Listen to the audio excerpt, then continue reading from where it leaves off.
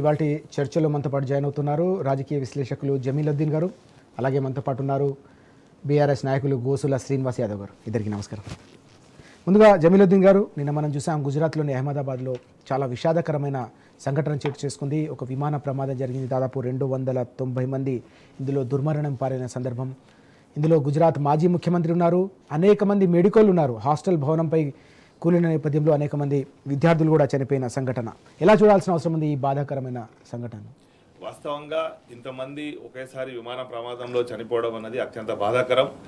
వాళ్ళ కుటుంబాలకు ప్రగాఢమైన సానుభూతిని ఇవాళ యావత్ దేశమే కాదు ప్రపంచం కూడా వ్యక్తం చేస్తూ ఉన్నది. అయితే నిన్న జరిగినటువంటి ప్రమాదం ఏదైతే ఉన్నదో ఇందులో కేవలం విమానంలో ప్రయాణించే ప్రయాణికులు మాత్రమే కాకుండా అక్కడ మెడికల్ కాలేజ్ యొక్క హాస్టల్లో భోజనం చేయడానికి వచ్చినటువంటి పిల్లలు, మెడికల్ కాబోయే డాక్టర్లు, భవిష్యత్ తరానికి కాబోయే డాక్టర్లు కూడా చనిపోవడం అన్నది కూడా చాలా బాధాకరమైనది. అయితే ఇందులో మనం ఒకటి గమనించాల్సింది ఏంటంటే ఈ డ్రీమ్ లైనర్ అన్న విమానం నిన్న ఏదైతే ప్రమాదానికి గురైందో ఇది 2009లో ఫస్ట్ టైం ఈ మోడల్ లాంచ్ అయింది. కానీ ఆ లాంచ్ అయిన తర్వాత ఇది మొట్టమొదటి ప్రమాదం. అంటే డ్రీమ్ లైనర్లో చిన్న చిన్న సాంకేతిక సమస్యలు వచ్చి, అంటే అందులో హైడ్రాలిక్ ఆయిల్ లీక్ కావడం కానీ, టేకాఫ్ టైంలో సమస్యలు రావడం కానీ ఇటువంటి చూసున్నాం. కానీ ఈ విమానం కూలిపోవడం మాత్రం ఇది మొట్టమొదటిసారి. బోయింగ్ విమానంలో చాలా లోపాలు ఉన్నాయి. బోయింగ్ కంపెనీ ఏదైతే ఉందో దాని మీద చాలా ఆరోపణలు ఉన్నాయి. అంటే గతంలో కూడా బోయింగ్లో పనిచేసినటువంటి దాని యొక్క మాజీ ఎంప్లాయీ జాన్ బర్నెట్ అనేట ఆయన అమెరికాలో ఒక కేసు కూడా వేసి ఉన్నాడు. అంటే ఈ బోయింగ్లో నాసిరకం పార్ట్స్ వాడుతున్నారు, దీంతోనే ప్రమాదాలు జరిగే ఇది ఉందని చెప్పి ఆయన ఒక కేసు వేసిండు. ఆ తర్వాత ఆయన అనుమానాస్పద స్థితిలో మరణించిండు. దాని మీద ఇంకా ఏమంటారు దర్యాప్తు కూడా జరిగింది. కొన్ని నాసిరకం దాని యొక్క పార్ట్స్ వాడుతున్నారని చెప్పి వాటిని తొలగించాలని చెప్పి కూడా అక్కడ అమెరికా ఏజెన్సీలు వాళ్ళని ఆదేశించడం జరిగింది. ఇది ఇట్లా ఉన్నప్పటికీ మనము ఈ సంఘటన అత్యంత బాధాకరమైనప్పటికీ భవిష్యత్తులో ఇటువంటి జరగకుండా ఉండాలంటే మన దేశవ్యాప్తంగా ఇవాళ విమానయాన రంగం మీద కూడా మనం చర్చ చేయాల్సిన అవసరం ఉంది. ఎందుకనంటే 2021 తర్వాత 2021-22 తర్వాత అధికారికంగా అంటే ప్రభుత్వానికి ఒక విమానయాన రంగ సంస్థ లేని దేశంగా మన దేశాన్ని అవతరింపజేసిన ఘనత మన పరిపాలకులకు దక్కుతుంది, ముఖ్యంగా మోడీ గారికి దక్కుతుంది. అంటే అప్పటి వరకు మనకు 1956 తర్వాత మనకు మన దేశానికి ఇండియన్ ఎయిర్లైన్స్ అనే ఒక అధికారిక విమానయాన సంస్థ ఉంది. ఆ సంస్థను కూడా వీళ్ళు అమ్ముకొని ఇవాళ మన భారతదేశానికి ప్రభుత్వ రంగానికి చెందినటువంటి విమానయాన రంగ సంస్థ లేకుండా చేసిండు ఇవాళ మోడీ గారు. మరి దీనికనే ఈ ప్రమాదానికి గతంలో రైలు ప్రమాదాలు జరిగినప్పుడు లాల్ బహదూర్ శాస్త్రి లాంటి గొప్ప వాళ్ళు కూడా రాజీనామా చేశారు నైతిక బాధ్యత వహిస్తూ. కానీ ఇవాళ మరి మోడీ గారు రాజీనామా చేస్తారా, అమిత్ షా గారు రాజీనామా చేస్తారా, లేకపోతే ఇక్కడ ఉన్నటువంటి మంత్రి గారు రామ్మోహన్ నాయుడు గారు దానికి సంబంధించినటువంటి విమానయాన శాఖ మంత్రి గారు వారు రాజీనామా చేస్తారా అని చెప్పి బీజేపీ పార్టీకి చెందినటువంటి సుబ్రహ్మణ్యం స్వామి గారు ఇలా ప్రశ్నిస్తూ ఉన్నారు. వాళ్ళ దేవులో వాళ్ళు నైతిక బాధ్యత తీసుకోవాలి. సరే, పోయిన ప్రాణాలు ఎలాగూ తిరిగి రావు, వాళ్ళకు ఆ ఎయిర్లైన్ సంస్థ ఏదైతే ఉందో ₹1 కోటి నష్టపరిహారం ఇస్తామని చెప్పి కూడా ప్రకటించింది. కానీ ప్రభుత్వం తరఫున ఇంకా నష్టపరిహారం యొక్క ప్రకటన కూడా ఏం రాలేదు. మరి వాళ్ళకి ఏం నష్టపరిహారం ఇస్తాం, ఆ కుటుంబాలను ఎట్లా ఆదుకుంటాం అన్నది కూడా ఆ లోటు తీర్చలేనిది. కానీ వాళ్ళు ఎట్లా ఆదుకుంటాం అన్నది కూడా ఇంకా ప్రభుత్వం నుంచి ఏం స్పష్టమైన వివరణ అనేది రాలేదు.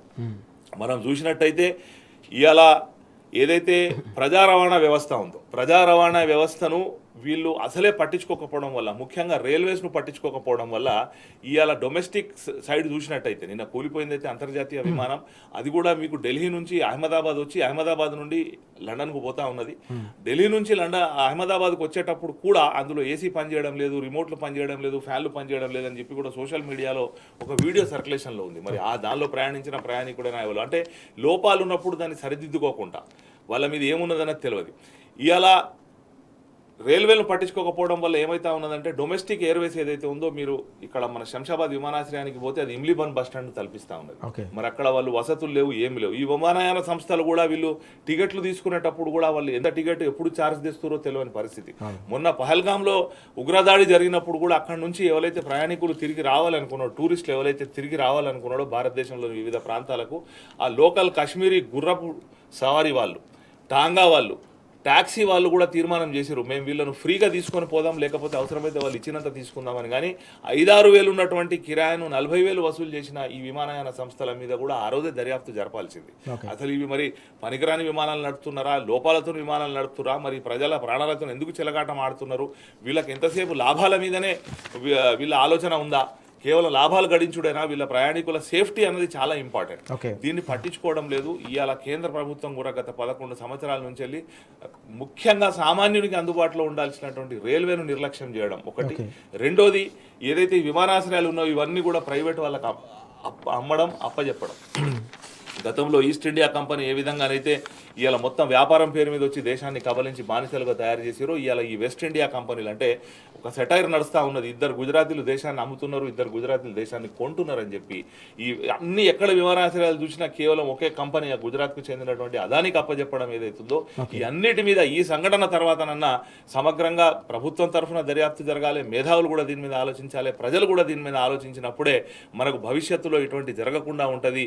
సేఫ్టీ ఫస్ట్ అన్న రూల్ పెట్టుకొని ప్రయాణికుల ప్రాణాలను కాపాడాలని చెప్పి ఈ వేదిక ద్వారా నేను విజ్ఞప్తి చేస్తాను. Yes sir. శ్రీనివాస్ గారు, విమానయాన రంగం నిజంగా కూడా ఇంకా మరింత విస్తృతంగా ప్రజల్లోకి వెళ్తున్న సందర్భం ఇది. ఈ క్రమంలో ఏకంగా ఒక భారీ ప్రమాదం చోటు చేసుకోవడం, ఇందులో దేశంలోని అనేక మంది ప్రజలతో పాటుగా విదేశాలకు సంబంధించి 60 మంది కూడా చనిపోవడం, చిన్నారులు ఉండడం, మెడికల్ కూడా చనిపోవడం అత్యంత విషాదకరమైన సంఘటన అయినప్పటికీ కూడా ఇలాంటి సంఘటన పునరావృతం కాకుండా ఉండాలంటే ఎలాంటి చర్యలు తీసుకోవాల్సిన అవసరం ఉంది? ముందుగా మీకు, అదేవిధంగా ప్యానలిస్ట్ జమీలుద్దీన్ గారికి, అదేవిధంగా టీ న్యూస్ ప్రేక్షకులకు శుభోదయం. చాలా బాధాకరమైన విషయము. ఎందుకంటే అందరూ ఆశలతో విమానం ఎక్కి ఇతర దేశాలకు వెళ్ళి కొందరు బతుకు తెరువు కోసం, కొందరు విద్య కోసం బయలుదేరుతున్నప్పుడు జస్ట్ 58 సెకండ్లలోనే అది కుప్పకూలిపోవడం అనేది ప్రపంచంలో ఉన్న ఎక్కడ ఉన్న మనిషి కూడా హృదయం స్పందించింది. అయ్యో, అప్పుడే వాళ్ళు ఎంతో ఆశతో బయలుదేరుతున్న జీవితాలకు అంతిమం అయిపోయింది. అదేవిధంగా మెడికో విద్యార్థులు వాళ్ళు ఏదో లంచ్ సమయంలో అప్పుడే వచ్చి అన్నాలు తింటుంటే వాళ్ళు అట్లనే కుప్పకూలి జరగడం చాలా బాధాకరమైన విషయము. కాబట్టి ఇది వాళ్ళ కుటుంబానికి కావచ్చు, వాళ్ళకి కావచ్చు ఆత్మశాంతి కలగాలి, వాళ్ళ కుటుంబాలకు సంతాపం వ్యక్తం చేస్తున్నాం. అయితే నేనేమంటున్నా అంటే పాలిటిక్స్ అంటే మనం రాజకీయాలు మాట్లాడకుండా ప్రభుత్వాలు ఏం చేయాలి, ప్రభుత్వాలు ఎంత కంటే ఇంత టెక్నాలజీ వచ్చింది మనకు తెలుసు. ఈరోజు ఎక్కడో అమెరికాలో ఉన్న చీకటి ఖండంలో ఉన్న వాళ్ళని కూడా మనము వాట్సాప్లో లైవ్లో మాట్లాడుకుంటున్నాం. సో ఇంత టెక్నాలజీ వచ్చినాక కూడా విమానం ఎట్లా కూలిపోయింది, దానికంటే ముందు ఏం జరిగింది, ఆ టెక్నికల్ పర్మిషన్లు ఎట్లా ఇచ్చిండ్రు, అంత టెక్నాలజీ వచ్చిన తర్వాత కూడా ఎందుకు 15 సెకండ్లనే సిగ్నల్ కట్ అయిపోయిందని ఒక చెప్పడం జరుగుతుంది. ఆ 58 సెకండ్లలోనే సిగ్నల్ ఎందుకు కట్ అయిపోయింది అంటే ఇక్కడ సాంకేతిక లోపంతో పాటు పరిపాలన లోపం కూడా స్పష్టంగా కనిపిస్తుంది. ఎందుకంటే వ్యాపారమే ప్రధానం అనుకున్నప్పుడు, వ్యాపారమే జీవితం అనుకున్నప్పుడు, ప్రజల జీవితాలను వ్యాపారంతో ముడివేస్తున్నప్పుడు ఇట్లనే జరుగుతుందని స్పష్టంగా మనకు అర్థమవుతుంది. కాబట్టి కేంద్రం ప్రభుత్వం ఇప్పుడు స్పష్టంగా ఇంతకుముందు అన్నగారు చెప్పినట్టు రాజీనామా చేస్తారా, లేకపోతే దాని మీద ఒక కమిషన్, సీరియస్ కమిషన్ వేస్తారా, ఆ కమిషన్ వేసి రిపోర్ట్ ఏం తీసుకొస్తారు, బ్లాక్ బాక్సులలో ఏమి దాగి ఉంది, ఇప్పుడు ఇదంతా బయటికి రావాల్సిన విషయం. కానీ ఈరోజు మనం టెక్నాలజీని వాడుకొని ఇంత టెక్నాలజీ అభివృద్ధి అయినాక కూడా ఇలాంటి ప్రమాదాన్ని మనం చూడడం అనేది చాలా బాధాకరమైన విషయం. కాబట్టి అందులో గుజరాత్ ప్రభుత్వం, గుజరాత్లో జరిగింది అది. మాజీ ముఖ్యమంత్రి ఉన్నాడు, ప్రధానమంత్రి గుజరాత్. ఇప్పుడు అన్నగారు చెప్పినట్టు వ్యాపారమే, ఇప్పుడు ఎయిర్లైన్ అమ్మేసిండ్రు, బిహెచ్ఎల్ అమ్ముదామని చూస్తున్నారు. అంటే ప్రభుత్వం సంస్థలను అమ్మేసుకుంటూ ఒక ప్రైవేటీకరణ చేసుకుంటూ పోతే ప్రైవేటీకరణకి ఏముంటుంది ఆలోచన, ప్రజల జీవితాలు కాదు, వ్యాపారం ఉంటుంది. 10 రూపాయలు అందు గురించే కదా. ఒకసారి నువ్వు టికెట్ చూస్తే ఒక రేటు ఉంటుంది, 5 నిమిషాలలో మళ్ళీ చూస్తే అది డబుల్ అవుతుంది. ఎందుకు అవుతుంది అంటే నువ్వు నువ్వు వస్తున్నావు కాబట్టి వాడు డబుల్ చేస్తాడు ఆటోమేటిక్గా, బై డిఫాల్ట్. సో అంటే నీకు నీ జీవితము, నీ ప్రయాణం వాడికి ముఖ్యం కాదు, నీ అవసరాన్ని నా అవకాశంగా మలుచుకొని నేను వ్యాపారం చేస్తా. అట్లా వ్యాపారం చేసే సంస్థలు ఈరోజు నాణ్యతను ఎందుకు చూస్తాయి, ఎందుకు ఇంత పెద్ద విమానాన్ని చెక్ చేయకుండా పంపిస్తారు, ఎందుకు జరిగింది? ఇదంతా లోపమే కదా, ఇది మానవ లోపం, మనిషి లోపమే జరిగింది తప్ప అదేమి కాదు కదా. సో ఇప్పుడు ఇంజన్ పర్మిషన్లు ఇచ్చినప్పుడు కూడా చెకింగ్, ఢిల్లీ నుంచి అహ్మదాబాద్ వచ్చినాక అహ్మదాబాద్లో కూడా మళ్ళీ చెకింగ్ జరుగుతుంది కదా. అది డొమెస్టిక్ ఫ్లైట్ కాదు, ఏదో 1 అవర్లో ల్యాండ్ అయిపోతుంది, 1.5 అవర్లో 12 గంటల పైన ఈరోజు లండన్కు ప్రయాణం చేయాలి. సో మళ్ళీ ఎవ్రీథింగ్ చెక్ చేసుకున్నాకనే పంపించాలి కదా. ఫ్యూయల్ ఉంటుంది, ఫుల్ ఫ్యూయల్. ఎందుకు అంత బర్న్ అయిందంటే యాక్చువల్గా ఏంటంటే ఫ్యూయల్ చాలా ఉంది. సో ఎప్పుడైతే క్రాష్ అయిందో, క్రాష్ అవగానే ఫైర్ ఓపెన్ అవుతుంది, ఫైర్తో ఆ ఫ్యూయల్తోనే అది మండింది. అది అసలు ప్రమాదం ఎక్కువ, తీవ్రత. అందుగురించే నీకు మీరు విజువల్ చూస్తే క్రాష్ కాగానే ఒక బాంబ్ బ్లాస్ట్ అయినట్టు అది బయటకు వచ్చింది. ఎందుకంటే ఆ ఫ్యూయల్ 12 అవర్స్ నడవాల్సిన విమానం సంబంధించిన ఫ్యూయల్ మొత్తం దాంట్లో ఉంది. ఆ ఫ్యూయల్ మొత్తం బర్న్ అయింది. ఎక్కువ ప్రమాదం అట్లా ఆ విధంగా జరిగిందనేది మనకు నిపుణులు చెప్తున్నారు. కాబట్టి కేంద్ర ప్రభుత్వం స్పష్టంగా అమిత్ షా గారా, మోడీ గారా, రామ్మోహన్ నాయుడు ఎవరో దానికి సంబంధించింది క్లియర్ ఇవ్వాలి.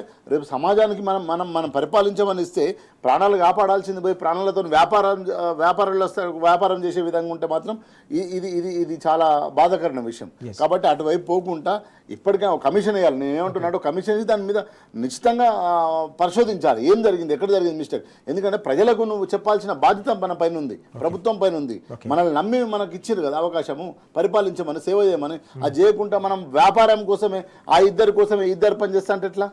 ఇద్దరు గుజరాతీల కోసం ఇంతకుముందు అన్నగారు అన్నట్టు ఇద్దరు గుజరాతీల కోసం ఇద్దరు గుజరాతీలు అమ్మడం పెట్టుబడులు చేస్తే ఎట్లా? సమాజం ఎటుపోయిపోవాలి. సో దానికోసం కాదు కదా 120 కోట్ల మంది మీకు అధికారం ఇచ్చింది. మంచి పరిపాలన ఇవ్వమని, మంచిగా మమ్మల్ని కాపాడమని. సో మన పిల్లలు మన జీవితాలు వాళ్ళు లండన్కి వెళ్ళి చదువుకోవాలని ఎన్నో ఆశలతో బయలుదేరిన వాళ్ళు ఎంత బాధాకర విషయం. సో కాబట్టి ఆ విమానంలో పోయిన వాళ్ళంతా వ్యాపారస్తులు, బిజినెస్ మెన్లు ఉన్నోళ్ళు కాదు, ప్రాణమే కదా. సో కాబట్టి ఇప్పుడు ఆ రమేష్ కూడా బయటకు వెళ్ళాడు. రమేష్ కూడా ఏం తెలియదు. ఒక 58 సెకండ్స్ అన్న, 58 సెకండ్లు ఏమర్థమవుతుంది ఆయనకు? ఇట్స్ నోథింగ్. జస్ట్ 800 మీటర్స్ ఎంతో ఉరికింది అంతే, అది ఫ్లై అయింది. 800 మీటర్స్ డౌన్ అయింది. సో కాబట్టి చాలా బాధాకరమైన విషయం. ఇప్పటికైనా కేంద్ర ప్రభుత్వం స్పందించి దాని మీద ఒక నిర్ణయం ప్రకటించాలి స్పష్టంగా. Okay, right. చాలా కీలకమైన అంశం ఇది. అత్యంత బాధాకరం కూడా. దేశం కాదు ప్రపంచమే నివ్వెరపోయే విధంగా జరిగిన సంఘటన నిన్న ఈ విమానం కుప్పకూలిన సందర్భంలో ఏకంగా 260 మందికి పైగా ప్రజలు, అన్నింటికంటే ముఖ్యంగా అనేక మంది మెడికల్ కూడా ప్రాణాలు కోల్పోవడం, విదేశీయులు కూడా ప్రాణాలు కోల్పోవడం, చిన్నపిల్లలు కూడా మరణించడం అనేది అందరినీ కూడా తీవ్ర ఆవేదనకు, బాధకు గురి చేసింది. కాబట్టి ఇలాంటి సంఘటనలు పునరావృతం కాకుండా మళ్ళీ భవిష్యత్తులో జరగకుండా కేంద్ర ప్రభుత్వం అత్యంత కఠినమైన చర్యలు, పగడ్బందీ చర్యలు తీసుకోవాల్సిన అవసరం ఉంది. దీన్ని వ్యాపార కోణంలో కాకుండా ప్రజల కోణంలో, ప్రజల ప్రాణాల కోణంలో చూసి తప్పకుండా దీన్ని మరోసారి ఇలాంటి సంఘటనలు జరగకుండా గట్టి చర్యలు తీసుకోవాల్సిన అవసరం, అలాగే బాధ్యత కేంద్ర ప్రభుత్వంపై ఉన్నట్టుగా చాలా స్పష్టంగా ప్రతి ఒక్కరు చెప్తున్న సందర్భం కనిపిస్తూ ఉంది. అంశాన్ని తీసుకుంటే జమీలుద్దీన్ గారు, నిన్న ఒక కీలకమైన అంశంపై వేముల ప్రశాంత్ రెడ్డి గారు రాష్ట్ర ముఖ్యమంత్రిపై అలాగే కాంగ్రెస్ పార్టీపై తీవ్రస్థాయిలో విరుచుకుపడిన సందర్భం కనిపిస్తోంది. గల్లీలో దందాలు, ఢిల్లీలో దండాలు అంటూ ఆయన ధ్వజమెత్తారు. అన్నిటికంటే ముఖ్యంగా ఇటీవల జరిగిన కేబినెట్ విస్తరణలో బీజేపీ ఎంపీలు ఉన్న చోట కేబినెట్ బర్తులు కేటాయించకపోవడం, దీంతో పాటుగా గతంలో బీజేపీ ఎంపీలు పోటీ చేస్తున్న సందర్భంలో అక్కడ కాంగ్రెస్ బలహీనమైన అభ్యర్థులను పెట్టడం ద్వారా బీజేపీకి పరోక్షంగా సహకారం అందించారు. ఇది పార్లమెంటు ఎన్నికలు, అసెంబ్లీ ఎన్నికల నుంచి మొదలుకొని కేబినెట్ విస్తరణ వరకు కూడా ఈ కుమ్మక్కు రాజకీయాలు రాష్ట్రంలో నడుస్తున్నాయని వేముల ప్రశాంత్ రెడ్డి గారు నిన్న లేవనెత్తిన కీలకమైన అంశాన్ని మనం ఎట్లా చూడాల్సిన అవసరం? 100% నిజంగా వారు ప్రశాంత్ రెడ్డి గారు నిన్న చెప్పడం జరిగింది. ఎందుకనంటే ఇది కేవలం పార్లమెంట్ ఎన్నికల్లో వీళ్ళ జోడీ అన్నది స్టార్ట్ కాలే. అంటే వాస్తవంగా ఇది కాంగ్రెస్ పెద్దలకు, ఎవరైతే ఢిల్లీ పెద్దలు ఉన్నారో వాళ్ళకి తెలుసో తెలియదో కానీ ఇక్కడ రేవంత్ రెడ్డి గారు మాత్రం వారు పీసీసీ అధ్యక్షుడు అయిన తర్వాత వాళ్ళ గురువు అయినటువంటి చంద్రబాబు నాయుడు గారి ద్వారా వారు మోడీ గారి దగ్గర రాయబారం నడుపుకోవడం జరిగింది. ఏంటిది అని అంటే అసెంబ్లీ ఎన్నికల్లో మీరు మాకు సహకారం చేయండి, పార్లమెంట్ ఎన్నికల్లో మేము మీకు సహకారం చేస్తాం. వాస్తవంగా బీజేపీకి ఏంటిది అని అంటే సెంట్రల్లో అధికారం అన్నది వాళ్ళకి ఫస్ట్ ప్రయారిటీ, స్టేట్ పాలిటిక్స్ అన్నది వాళ్ళకి సెకండ్గా ఉంటుంది. అవకాశం వస్తే వాళ్ళు కబలిస్తారు, కొంటారు, ప్రభుత్వాలను కింద మీద చేస్తారు, కానీ వాళ్ళకి ఫస్ట్ ప్రయారిటీ మాత్రం సెంట్రల్ గవర్నమెంట్ ఉంటుంది. అందుకే అసెంబ్లీ ఎన్నికల్లో చాలా చోట్ల వాళ్ళు బీజేపీ వాళ్ళు కాంగ్రెస్కు సహకారం చేయడం జరిగింది. సహకారం చేసి వాళ్ళు చేసిన సహకారం ఏంటిది అని అంటే ఈ వాళ్ళే పుకార లేపారు, ఈ బీఆర్ఎస్ పార్టీ రేపు బీజేపీతో కలిసిపోతుంది అని చెప్పి. దీంతో చాలా వరకు సెక్యులర్ ఓట్ ఏదైతే ఉందో అది కాంగ్రెస్ వైపు మళ్ళింది. దాంతో కేవలం 2-2.5% ఓట్ డిఫరెన్స్తో ఈ కాంగ్రెస్ రాష్ట్రంలో అధికారంలోకి రావడం జరిగింది. దానికి బదులు తీర్చుకోవాలి కాబట్టి ఆ రుణం తీర్చుకోవడానికి 8 చోట్ల 16 ఎంపీ సీట్లు ఉంటే 8 మీకు 8 మాకు అని చెప్పి వీళ్ళు పంచుకొని 8 చోట్ల బలహీనమైనటువంటి అభ్యర్థులను రేవంత్ రెడ్డి గారు డిసైడ్ చేసి 8 మంది బీజేపీ ఎంపీలు గెలవడానికి ఇతోధికంగానే సహాయం చేసిండు. దీని మీద ఆరోపణలు వచ్చినాయి. దీని మీద కాంగ్రెస్ ఒక కమిటీ కూడా వేసింది. కానీ ఆ కమిటీ ఏమైందో, దాని రిపోర్ట్ ఏమైందో ఇంతవరకు రాలే. ఎందుకంటే ఇక్కడ నుంచి రెగ్యులర్గా సూట్ కేసులు ముడతా ఉన్నాయి కాబట్టి ఆ కమిటీ రిపోర్ట్ ఏం బయటికి రాదు. ఈయన సూట్ కేసులు ఇచ్చుడు బంద్ చేసినాడు, తప్పకుండా రిపోర్ట్ వస్తుంది. నెక్స్ట్ చూసుకుంటే మనం క్యాబినెట్ విస్తరణ ఏదైతుందో నిన్న కేవలం 3 మాత్రమే క్యాబినెట్లోకి తీసుకోవడం జరిగింది. ఇప్పటి వరకు ఎక్కడైతే బీజేపీ ఎంపీలు ఉన్నారో, ఇప్పుడు ఉదాహరణకు కరీంనగర్లో బీజేపీ ఎంపీ గారు ఉన్నారు, వారి సీట్లో అక్కడ ఎవ్వలకు కూడా మంత్రి పదవి ఇవ్వకుండా వీళ్ళు జాగ్రత్త పడతారు. అంటే ఒక మిత్రపక్షానికి వదిలిపెట్టినట్టు అక్కడ ఇవ్వరు. మొన్న మా పక్కన మానకొండూరు ఎమ్మెల్యే గారు వారికి మంత్రి పదవి వస్తుందని చెప్పి పేపర్లో రాసిరు, కానీ వాళ్ళు కరీంనగర్ పార్లమెంట్ పరిధిలో ఉంటుంది కాబట్టి ఆయన తీసేసి ధర్మపురి పార్లమెంట్ అసెంబ్లీకి సంబంధించినటువంటి లక్ష్మణ్ కుమార్ గారికి మంత్రి పదవి ఇవ్వడం జరిగింది. కంపల్లి సత్యనారాయణ గారు మానకొండూరు ఎమ్మెల్యే గారిని కోత పెట్టడం జరిగింది. అంటే దీనిలో స్పష్టంగా తెలుపుతా ఉన్నది బీజేపీ ఎంపీలు ఉన్న దగ్గర మంత్రులకు ఇస్తే ఏదైనా క్లాష్ అవుతుందేమో, అది కాకుండా ఉండాలని చెప్పి వీళ్ళు జాగ్రత్త పడతా ఉన్నారు. ఇప్పుడు ఇలా సికింద్రాబాద్ లో కిషన్ రెడ్డి గారు ఉన్నారు, వీరి దగ్గర కూడా ఎవరిని మంత్రిగా వీళ్ళు నామినేట్ చేయరు. ఒకవేళ ఇచ్చిన మంత్రులకు కూడా నిన్న కేటాయించిన శాఖలను మనం చూసినట్టుంటే కూడా అన్ని అప్రాధాన్య శాఖలను కేటాయించడం. ఇవాళ ఇంత పెద్ద రాష్ట్రానికి 18 నెలలు అయింది, హోంశాఖ మంత్రి ఉండడా సార్? హోంశాఖ మంత్రి లేక ఇవాళ ఏం జరుగుతా ఉన్నది? పట్టపగలు నిన్న హైదరాబాద్ లో తుపాకీ పెట్టి 5 లక్షల రూపాయలు దోసుకొని పోయారు. విద్యాశాఖకు మంత్రి ఉండడు, విద్యాశాఖ మంత్రి, హోంశాఖ, ఇవన్నీ కూడా రేవంత్ రెడ్డి గారు తన కుర్చీ కింద పెట్టుకొని కూర్చున్నాడు. అంటే అప్రాధాన్య శాఖలు వీళ్ళకి ఇచ్చేసి తన ప్రాధాన్యమైన శాఖలు, మున్సిపల్ శాఖ, ఆమ్దాన్ వచ్చే శాఖ పర్ ఎస్ఎఫ్టీ కింద అని చెప్పి వసూలు జరుగుతున్నదని చెప్పి బహిరంగంగా బిల్డప్ అంతా మాట్లాడుతూ ఉన్నారు. ప్రధానమంత్రి కూడా RR ట్యాక్స్ అని చెప్పిపోయింది, కానీ ఇప్పటివరకు దాని మీద చర్చ లేదు. అయితే ఈ కుమ్ముక్కు రాజకీయం కుమ్ముక్కున్నది కాబట్టి దీని మీద దర్యాప్తు చేయడు. అక్కడ ప్రధానమంత్రి గారు RR ట్యాక్స్ వసూలు అవుతుందని అంటాడు తప్ప మరి దాని మీద ఏం ట్యాక్స్ వసూలు అవుతుంది, ఎక్కడ అవినీతి అన్న దాని మీద మాట్లాడాలి కదా, వసూలు చేయాలి కదా, దాని మీద కమిషన్ వేయాలి, దాని మీద ఎంక్వైరీ చేయాలి, విజిలెన్స్ రావాలి, ఈడీ రావాలి, CBI రావాలి. అంటే ప్రతిపక్షాల దగ్గరికి ఇది పంపుతాడు కదా మోడీ సాబ్. మరి ఇక్కడ ఎందుకు వస్తలేదు అంటే వీళ్ళ కుమ్ముక్కు జరుగుతూ ఉన్నది. ఇవాళ తెలంగాణలో రేవంత్ అండ్ మోడీ గారు వీళ్ళిద్దరు కలిసి హ్యాండ్ ఇన్ గ్లోవ్ అంటారు ఇంగ్లీష్లో, వీళ్ళు కలిసిమెలిసి ఒక మిత్రపక్షమైన ప్రభుత్వాన్ని నడుపుతా ఉన్నారు. అందుకే ఏదన్నా ప్రజా సమస్యల మీద బీఆర్ఎస్ పార్టీ ఒక గొంతెత్తి మాట్లాడితే దాని మీద నిరసన వ్యక్తం చెప్తే దాన్ని డైవర్ట్ చేయడానికి ఇమ్మీడియట్ బీజేపీ పెద్దలు కూడా రంగంలోకి దిగుతారు. దిగి ఆ టాపిక్ చర్చకు రాకుండా చేస్తారు. బీఆర్ఎస్ లగచర్లలో కొట్లాడితే వీళ్ళు మూసి నిద్ర కనిపోతారు. బీఆర్ఎస్ మూసి దగ్గర కొట్లాడకపోతే వీళ్ళు ఏదన్నా గుడిదో మసీద్దో ఒక సమస్య తీసుకొచ్చి ముందట పెడతారు. ఈ విధంగా డైవర్షన్ పాలిటిక్స్ చేసుకుంటూ ప్రజలను మభ్యపెడుతూ ఇవాళ కాంగ్రెస్ అండ్ బీజేపీ తెలంగాణలో బొమ్మ బొరుసుగా వీళ్ళు పనిచేస్తా ఉన్నారు. ఇది ప్రజలకు అర్థమైతా ఉన్నది. అందుకే బీజేపీ డైరెక్షన్ ఉంది కాబట్టి ఇవాళ సుమారు 14% జనాభా ఉన్నటువంటి ఒక ముస్లింకు ఇవాళ మంత్రివర్గంలో స్థానం కల్పించలేదు. ఆంధ్రప్రదేశ్ రాష్ట్రం ఏర్పడ్డ తర్వాత ఈ రోజు వరకు కూడా ప్రతి మంత్రివర్గంలో ఒక ముస్లిం మంత్రిగా ఉన్నాడు. కానీ 14% జనాభా కలిగినటువంటి ముస్లింలకు ఈసారి అవకాశం కలిగించలేదు అంటే ఇది కేవలం మోడీ గారి ఆదేశాల ప్రకారమే. బీజేపీ రాష్ట్రాల్లో ముస్లిం మంత్రి ఎట్లనైతే ఉండడు, ఇవాళ తెలంగాణలో కూడా ఆ మంత్రి లేకుండా చేసిండు. ఒక ముస్లింలే కాకుండా కాపులకు అన్యాయం చేసిండ్రు, గొల్ల కుర్మలకు అన్యాయం చేసిర్రు. ఈ మంత్రివర్గ విస్తీర్ణలో ఇంకా 3 అక్కడ దగ్గర పెట్టుకొని వచ్చిన వాళ్ళకల్లా అది నీకే అని చెప్పి ఊరించుకుంటా వీళ్ళు చేస్తున్నారు. ప్రజలకు ఇప్పటికైనా అర్థమైంది.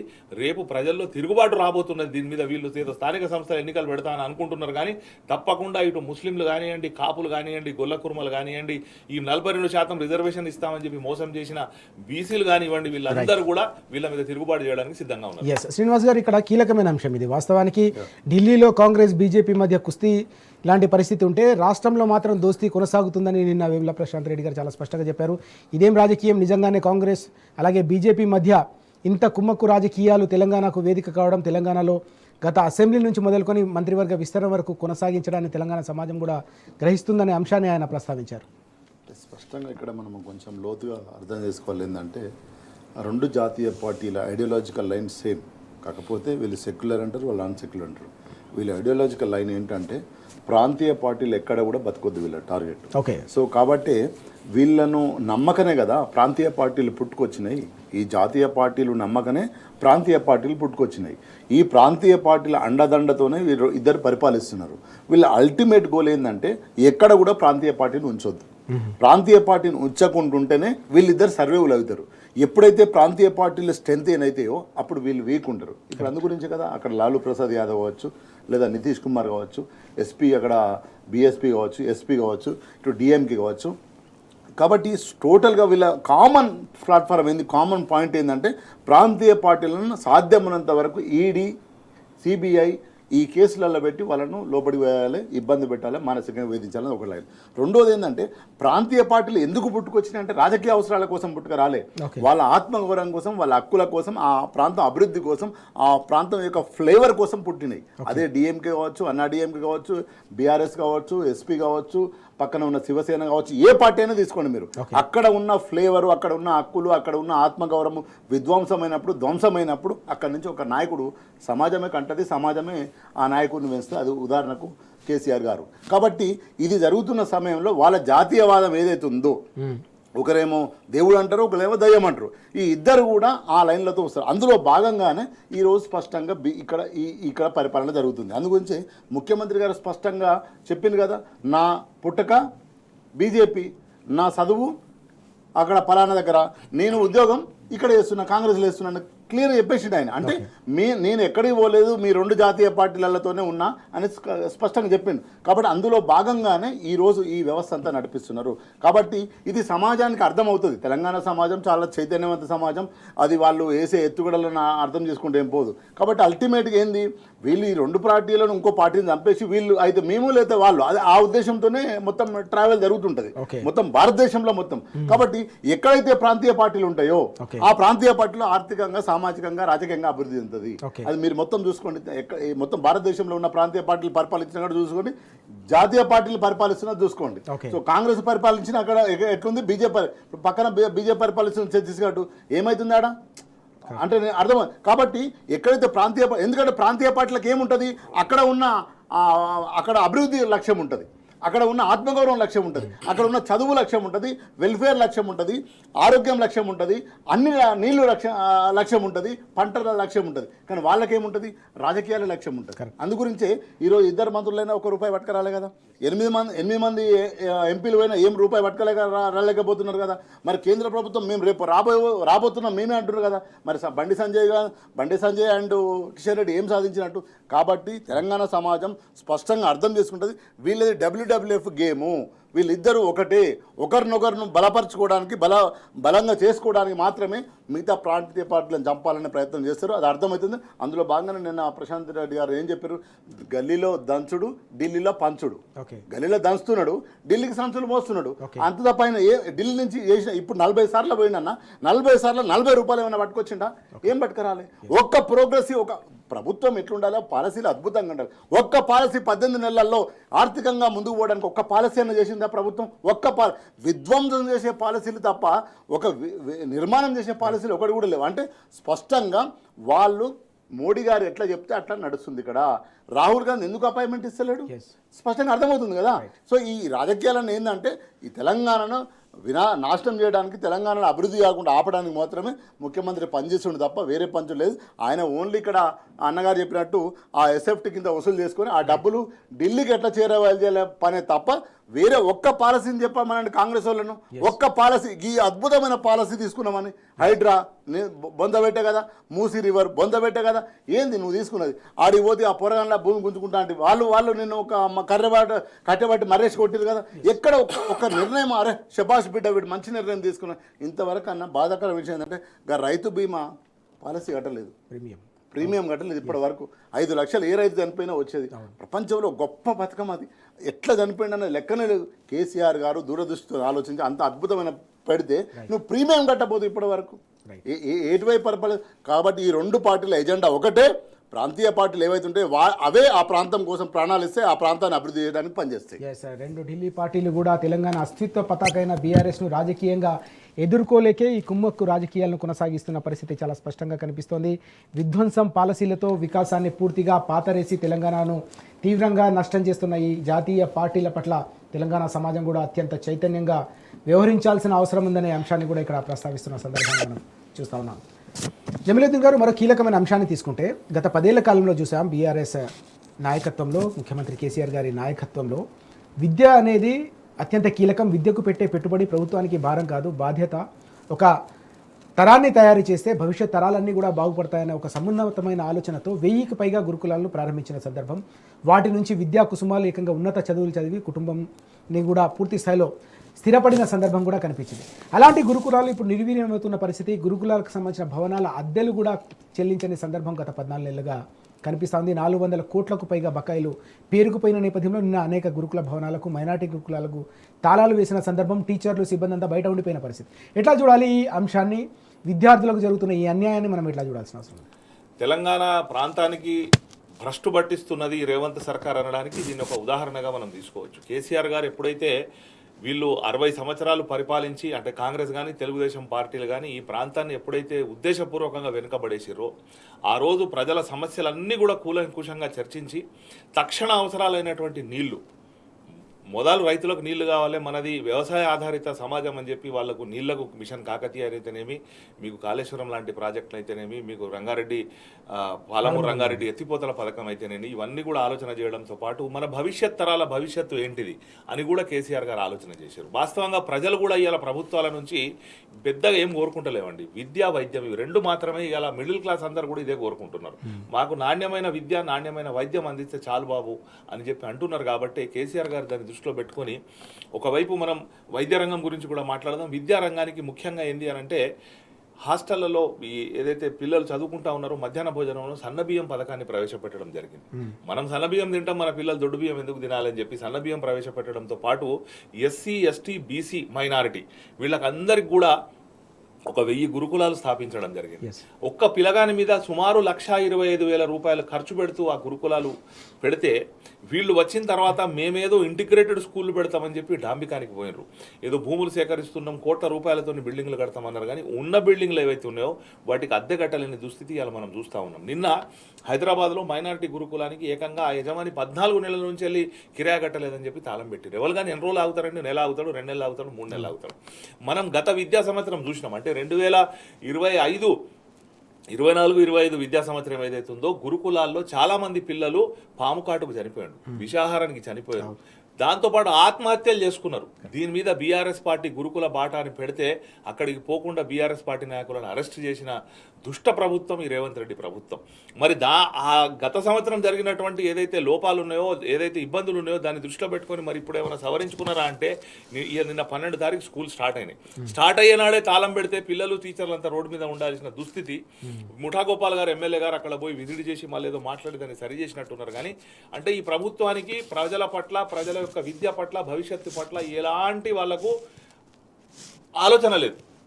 ఈ రాష్ట్రాన్ని, ఈ ప్రజలను బాగు చేయాలన్న ఆలోచన లేదు. ఎంతసేపు దోసుకోవాలి, దాచుకోవాలని ఒక్కటే ఆలోచనతోని ప్రభుత్వం ముందుకు పోతా ఉన్నది.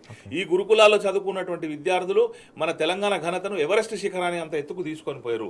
ఈ ఎస్సీ గురుకులంలో చదువుకున్నటువంటి పూర్ణ అనే అమ్మాయి ఎవరెస్ట్ శిఖరాన్ని అధిరోహించి వచ్చింది. ఈ గురుకులాల్లో చదువుకున్నటువంటి వాళ్ళు ఏదైతే కేసీఆర్ గారు ఓవర్సీస్ స్కాలర్షిప్ పెట్టారు, అది అంబేద్కర్ స్కాలర్షిప్ అని ఎస్సీలకు కానివ్వండి, మౌలానా ఆజాద్ స్కాలర్షిప్ అని చెప్పి మైనారిటీలకు కానివ్వండి, చివరికి ఈ సమాజంలో అత్యున్నత సామాజిక స్థితి కలిగినటువంటి బ్రాహ్మణులు, వాళ్ళలో కూడా పేదలు ఉంటారని చెప్పి వాళ్ళకు కూడా ఓవర్సీస్ స్కాలర్షిప్ ఇచ్చి అమెరికాకు, ఇంగ్లాండ్కు, ఆస్ట్రేలియాకు మన పిల్లలు చదువుకోవడానికి పంపించినటువంటి వివేకానందన్ పేరు మీద పెట్టి పంపించినటువంటి ఘనత కేసీఆర్ గారికి దక్కితే వీళ్ళు అటు నీళ్లను ముంచుతున్నారు రైతులను, ఇటు విద్యా ప్రమాణాలను ఖరాబ్ చేస్తున్నారు. ఇటు మీరు కిరాయిలు కట్టకపోతే ఎట్లా చదువుకుంటారు? ఆ పిల్లలు ఎట్లా రాణిస్తారు? వాళ్ళ భవిష్యత్ ఏంది? వాళ్ళ రోడ్డు మీద చదువుకోవాల్సిన దుస్థితి ఇలా దాపురించింది అని అంటే వీళ్ళకి అసలు ఆలోచన లేదండి. వీళ్ళకి ఆ పేగుబంధం లేదు తెలంగాణతోని. తెలంగాణ ప్రజలను డెవలప్ చేయాలి, తెలంగాణ రాష్ట్రాన్ని ముందుకు తీసుకుపోవాలన్న ఆలోచన లేకుండా ఎంతసేపు నేను అనుకుంటా ఉన్నా ఇంకొక 6 నెలలో, ఏడాది అయితే నా పదవి బీకేస్తారని చెప్పి ముఖ్యమంత్రి రేవంత్ రెడ్డి గారికి కూడా అర్థమై ఉన్నది. ఎందుకంటే వీళ్ళకి ఏం అక్కడ అధిష్టానం, నిన్న కూడా పోతే రాహుల్ గాంధీ అపాయింట్మెంట్ ఇవ్వలేదు, కలవలేదు. ఈయన పైసలు జమ చేసుకొని ఒక ప్రాంతీయ పార్టీ లాంచ్ చేసే ఆలోచన ఉన్నాడా ఏదో. కానీ ఈ ఉన్న కాలంలో మాత్రం, ఈ 18 నెలల కాలంలో అన్ని రంగాల్లో తెలంగాణను భ్రష్టు పట్టించి మాత్రం పోతున్నాడు ఈయన. శ్రీనివాస్ గారు, ఇక్కడ మనం చూస్తే గతంలో 10 ఏళ్ల కాలంలో గురుకులాల్లో చదువుకున్న విద్యార్థులు ఏకంగా ఐఐటీలు, ఐఐఎంలు వంటి ప్రతిష్టాత్మకమైన సంస్థల్లో కూడా ప్రవేశాలు సాధించిన సందర్భం, ప్రైవేటు కార్పొరేట్ సంస్థలు కూడా సాధించలేని విజయాలను సొంతం చేసుకున్నారు. బీసీ, ఎస్సీ, ఎస్టీ, మైనార్టీకి సంబంధించిన విద్యార్థులు దేశానికే గర్వకారణంగా నిలిచిన సందర్భం. అనేక రాష్ట్రాలు కూడా తెలంగాణలో అమలవుతున్న గురుకుల మోడల్ను అమలు చేయాలని ఇక్కడికి వచ్చి అధ్యయనం చేసి వెళ్ళిన సందర్భం కూడా మనం గత 10 ఏళ్లలో చూసాం. కానీ గత 18 నెలల కాలంలో గురుకుల వ్యవస్థ నిర్వీర్యమవుతున్న తీరును ఎట్లా చూడాల్సిన అవసరం ఉంది? కనీసం భవనాలకు అద్దె కూడా చెల్లించలేని దయనీయమైన పరిస్థితి, విద్యా ప్రమాణాలు పడిపోతున్న సందర్భం, విద్యార్థుల జీవితాలు కావచ్చు, విద్యార్థుల భవిష్యత్తు ప్రమాదంలో ఉన్న పరిస్థితి. అంటే స్పష్టంగా మీరు సీనియర్ జర్నలిస్టు, మీకు తెలుసు, ఎప్పుడైనా కూడా ఒక ప్రాంతాన్ని, ఒక దేశాన్ని, ఒక రాష్ట్రాన్ని పరిపాలించే నాయకుడికి ఒక విజనర్ ఉండాలి, కాస్త జ్ఞానం ఉండాలి. సో ఇప్పుడు మన దౌర్భాగ్యం ఏంటంటే మనం పరిపాలిస్తున్న నాయకుడికి విద్య లేదు, వికాసం లేదు, సో ఆ పరిమితి కూడా లేదు. కాబట్టి ఆయనకి ఏమైనా ఎట్లా దోసుకోవాలనే ఆలోచన ఉంది తప్ప ఎట్లా పంచాలనే ఉంది తప్ప వేరే ఆలోచన లేదు. ఎందుకంటున్నంటే ఇప్పుడు 18 నెలలు అయిందన్న. ఎంత బాధాకరణ విషయం అంటే విద్యాశాఖ మంత్రి లేడు. ఈరోజు విద్యాశాఖ మంత్రి అనేది చాలా ఇంపార్టెంట్ రోల్ కదా. మన పిల్లలందరూ కూడా చదువుకునేది ఏడా విద్యాశాఖతో అనుబంధనమయ్యే పాలసీలు కానీ మేకింగ్ కానీ ఉంటాయి. అది ప్రైవేట్ స్కూలా గవర్నమెంట్ స్కూలా. ఈరోజు విద్యాశాఖ మంత్రి లేకుండా ఈరోజు రెండోసారి అకాడమిక్ ఇయర్కు స్టార్ట్ అయిపోతున్నాం. ఏం చేస్తున్నది కాంగ్రెస్ ప్రభుత్వం? నీకు కనీసం విద్యాశాఖ మంత్రి పెట్టుకునే స్తోమత కూడా స్థాయి కూడా నీ దాంట్లో ఎమ్మెల్యేలు లేరా? విద్యాశాఖ మంత్రి నీ దగ్గర ఎందుకు ఉండాలి? హోంశాఖ నీ దగ్గర ఎందుకు ఉండాలి? హోంశాఖ ఉంటే ల్యాండ్ ఆర్డర్ నాశనం అయిపోతుందనే కదా. విద్యాశాఖ ఉంటే కదా. ఈరోజు స్పష్టంగా విద్యాశాఖ మంత్రి లేక దాదాపు 200 పైగా పిల్లలు చనిపోయారు వివిధ కారణాలలో, హాస్టళ్లలో. నేను అనేది మన ఇళ్లలో నుంచి పోయిన పిల్లలు కాదు.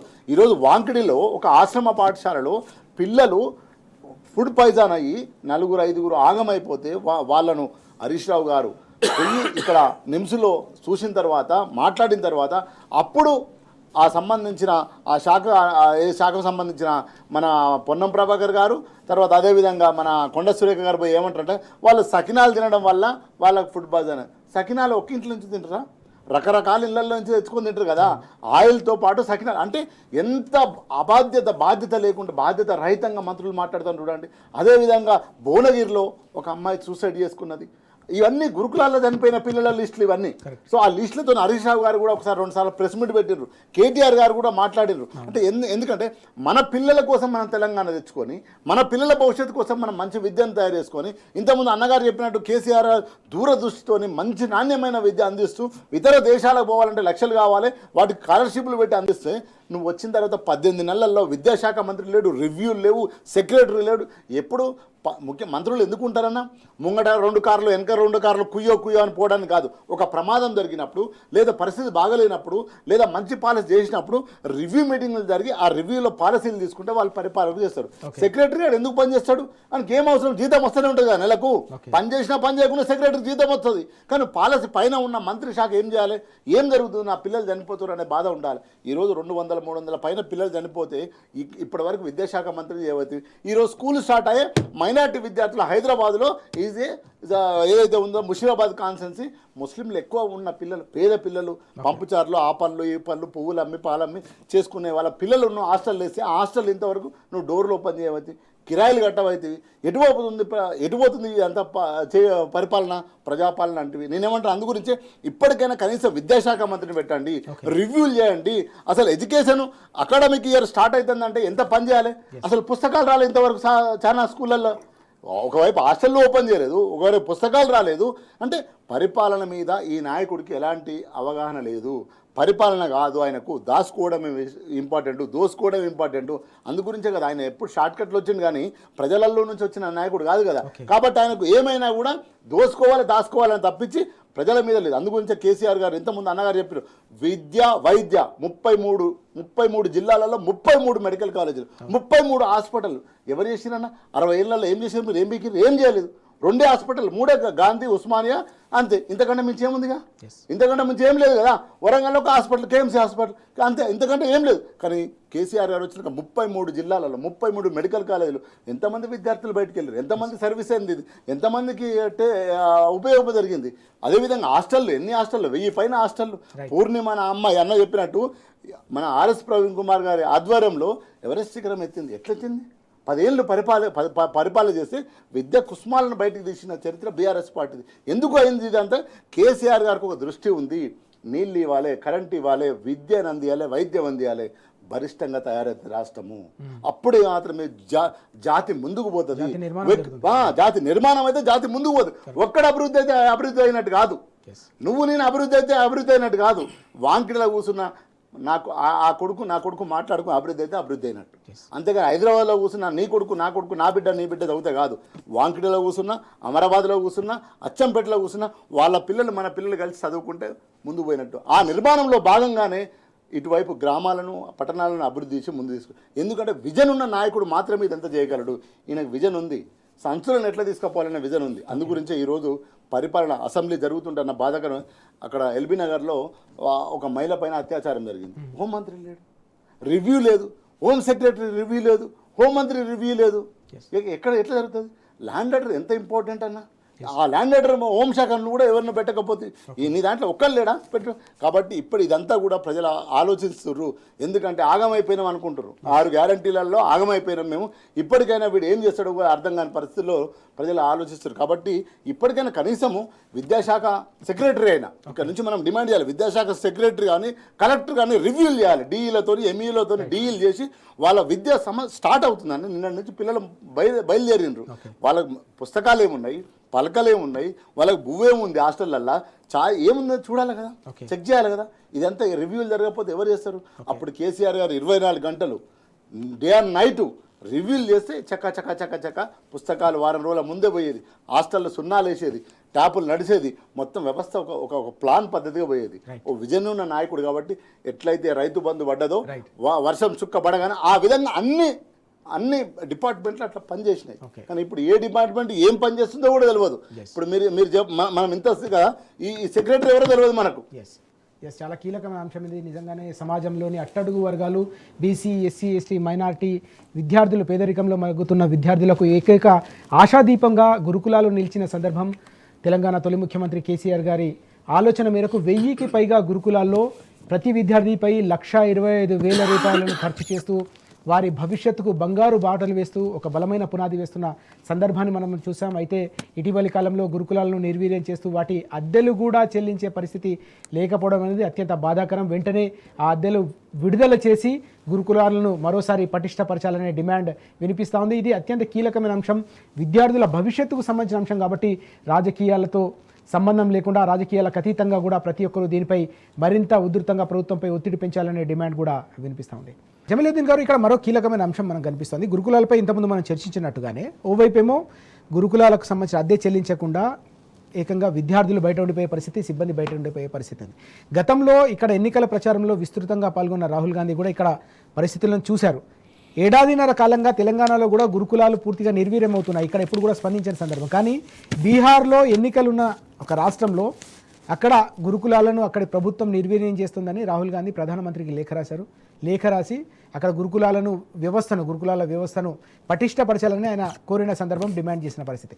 మరి తెలంగాణ అధికారం ఇచ్చింది, తెలంగాణ ప్రజలు నమ్మి ఓటేశారు. కానీ ఇక్కడి సమస్యలపై కూడా ఎందుకు కనీసం స్పందించని పరిస్థితి, కన్నెత్తి చూడని సందర్భం, ఎట్లా చూడాల్సిన అవసరం ఉంది?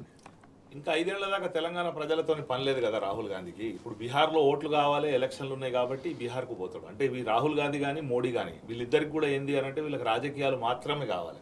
వీళ్ళిద్దరికి కూడా ప్రజల మీద ఏమాత్రం పట్టింపు లేదు. ఎందుకనంటే ఒకవైపు మొన్న పహల్గాంలో ఉగ్రదాడి జరిగి అక్కడ చనిపోతే ఎవరైతే అక్కడ టూరిస్టులు చనిపోయిన వాళ్ళు ఉన్నారో వాళ్ళని పరామర్శకు పోలే మోడీ గారు. బీహార్ ఎన్నికల ప్రచారానికి పోయిండు మోడీ గారు. సౌదీ అరేబియా నుంచి ఏదో విదేశీ పర్యటన రద్దు చేసుకొని హుటాహుటిన భారతదేశానికి వచ్చిండని చెప్పి రాశారు. కానీ నేను వస్తే కాశ్మీర్కో పహల్గాంకో పోయి ఆ చనిపోయిన వాళ్ళు ఎక్కడైతే ఉన్నారో వాళ్ళ కుటుంబాలను పరామర్శించి వాళ్ళకి ఎగ్జిక్యూషన్ ఇవ్వకుండా ఆయనే బీహార్ ఎన్నికల్లో పాల్గొన్నాడు. సేమ్ అదే లైన్లో మాకు రాజకీయాలే ముఖ్యం అనుకున్నటువంటి రాహుల్ గాంధీ గారు కూడా ఇప్పుడు 1.5 సంవత్సరం కాలం అయింది ఇక్కడ తెలంగాణలో కాంగ్రెస్ అధికారంలోకి వచ్చి. మరి ఒక్కనాడు రాహుల్ గాంధీ రాలే అంటే ఆయన కాంగ్రెస్ పార్టీ నాయకుడిగా కాకుండా ఆయన పార్లమెంట్లో లీడర్ ఆఫ్ అపోజిషన్.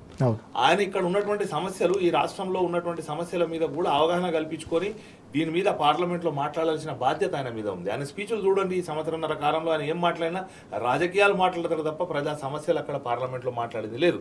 ఆయనకు తెలంగాణ ఎందుకు, తెలంగాణ గురుకులాలు ఎందుకు, తెలంగాణకు రమ్మని ఇక్కడ నుంచి ప్రతిపక్షాలు కోరినా, ఇక్కడ జరుగుతున్న అన్యాయాల మీద ప్రతిపక్షాలు లేఖలు రాసినా, లేదా స్వయంగా ముఖ్యమంత్రి కూడా నేనేదో ఘనకార్యం చేసినా నేను ఒక మీటింగ్ పెట్టుకుంటా రమ్మంటే కూడా రాహుల్ గాంధీ తెలంగాణకు వస్తలేడు. 1 సంవత్సర కాలం నుంచి మనం చూస్తున్నాం.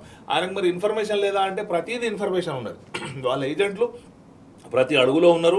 ఇక్కడ ఎంత వసూలు, అంతకుముందు ఉన్నటువంటి వాళ్ళ ఇన్ఛార్జ్ ఎవరైతే ఉన్నారో ఆమెను తొలగించడానికి కారణం కూడా అదే కదా. ఈ వసూళ్లలో వాటా మొత్తం అక్కడికి రాకుండా ఈమెతో కొంత పర్సెంటేజ్ ఇక్కడ కటింగ్ పెడుతుందని చెప్పి ఆమెను తొలగించారు. ఇప్పుడు కొత్త ఇన్ఛార్జ్ తీసుకొని వచ్చి పెట్టిరు. ఆమె ఎమ్మెల్యేలతో రివ్యూ చేస్తుంది, ఎంపీలతో రివ్యూ చేస్తుంది. ఒక సూడో ముఖ్యమంత్రిగా ఆమె వ్యవహరిస్తూ ఉన్నది. ఇక్కడ ఉన్నటువంటి మీనాక్షి నటరాజన్ గారు ఇప్పుడు కాంగ్రెస్ ఇన్ఛార్జ్గా ఉన్నటువంటి వాళ్ళు. మరి ఆమె ద్వారా ఆయనకు ఎప్పటికప్పుడు సమాచారం ఉన్నది. కానీ ఆయనకు ముఖం లేదు ఇక్కడికి వచ్చి మాట్లాడడానికి.